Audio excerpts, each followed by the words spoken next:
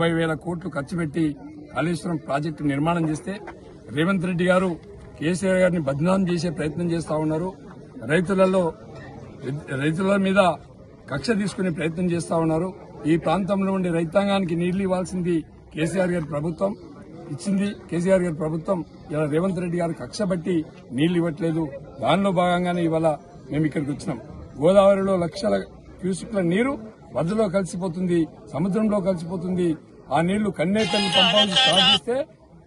కన్నేపల్లి పంపు start చేస్తే మేడిగడ్డ సుందిల్లా నుంచి నీళ్లు వచ్చి మరి ఇక్కడ ఎల్లంపల్లి గాని మిగ్మానేర్ ద్వారా గాని మరి అన్నపూర్ణ గాని రంగనాయకుల సాగర్ గాని మల్లన్న సాగర్ కొండపోశమ్మ సాగర్ లో కెనాల్స్ ద్వారా లక్షల ఎకరాలకు నీళ్లు ఇచ్చినటువంటి గత ప్రభుత్వం మరి ఈ ప్రభుత్వం వచ్చినాక ఎవరికి నీళ్లు ఇవ్వట్లేదు.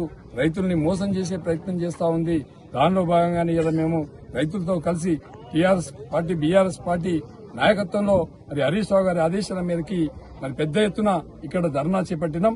మరి భవిష్యత్తులో కూడా మరి 2-3 రోజులలో ప్రభుత్వం వెంటనే స్పందించకుంటే మేము హరీష్ రావు గారి నాయకత్వంలో మల్లన్న సాగర్ గేట్లు ఓపెన్ చేస్తాం.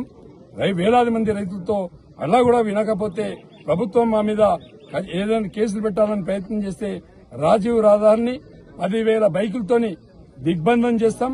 వంట వార్పు కార్యక్రమాన్ని ఏర్పాటు చేస్తాం. ప్రభుత్వం దిగిరి వచ్చే వరకు పోరాటం చేస్తాం.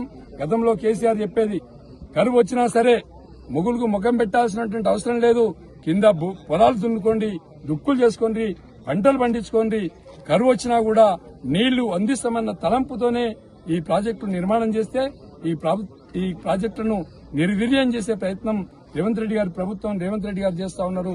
కాబట్టి మేము వెంటనే ఈ నీళ్లు ఉన్నాయి, అలా మల్లన్న సాగర్లో నీళ్లున్నాయి, కొండపోశమ్మ సాగర్లో ఉన్నాయి, అన్నపూర్ణలో నీళ్లున్నాయి, పక్కనే ఉన్నటువంటి రంగనాయక సాగర్లో నీళ్లున్నాయి.